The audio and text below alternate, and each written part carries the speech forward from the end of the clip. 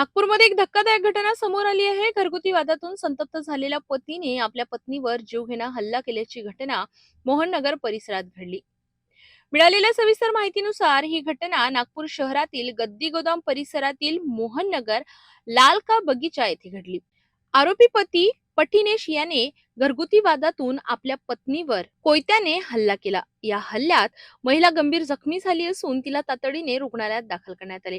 स्थानिक नागरिकांनी तत्परता दाखवत जखमी महिलेला उपचारासाठी मदत केली। दरम्यान 17 मार्च रोजी दुपारच्या सुमारास सदर पोलीस ठाण्याचे वरिष्ठ पोलीस निरीक्षक अमोल देशमुख यांनी दिलेल्या माहितीनुसार पोलिसांनी तात्काळ कारवाई करत आरोपीला पांढरा बोडी परिसरातून अटक केली। अवघ्या काही तासातच आरोपीला ताब्यात घेण्यात आले असून त्याच्या विरोधात हत्या करण्याचा प्रयत्न अटेम्प्ट टू मर्डर अंतर्गत गुन्हा दाखल करण्यात आलाय।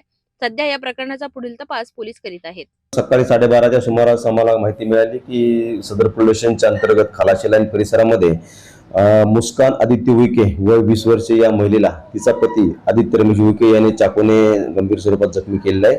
मिळालेल्या माहितीवरून बीट मार्शल तसेच इतर स्टाफ त्या ठिकाणी पोहोचून स्थानिक नागरिकांच्या मदतीने जखमी युवतीस आम्ही मेवळ येथे उपचाराकरता रवाना केलेला आहे। त्याचबरोबर यातील जो आरोपी आहे आदित्य रमेश उईके हा पत्नी या जखमीचा पती असून तो राहणारा पांढऱ्याबोडी परिसरातील आहे।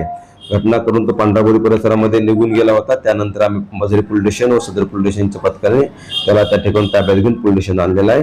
जखमी व जखमीच्या उपचार चालू असून पुढील त्याच्या जबाबावर पुढील कारवाई करू आहोत। यातील जखमी आहे ही आरोपीची पत्नी आहे, परंतु मागील 6 महिन्यापासून ती स्वतःच्या आईकडे राहते। जखमी असं सांगणं आहे की जो आरोपी आहे तिचा पती हा तिच्यावर चारित्र्याचा संशय घेऊन तिला वारंवार मानसिक त्रास देत असतो किंवा मारहाण करत असतो। त्यामुळे त्याच्या आईकडे राहत असल्याने व आरोपी वारंवार तिला स्वतःच्या घरी घेऊन जाण्याकरता प्रेशराईज करत होता, परंतु तिने जाण्यास नकार दिल्याने त्याने रागाच्या भरामध्ये तिला ह्या चाकूने गंभीर स्वरूपामध्ये जखमी केलेला आहे।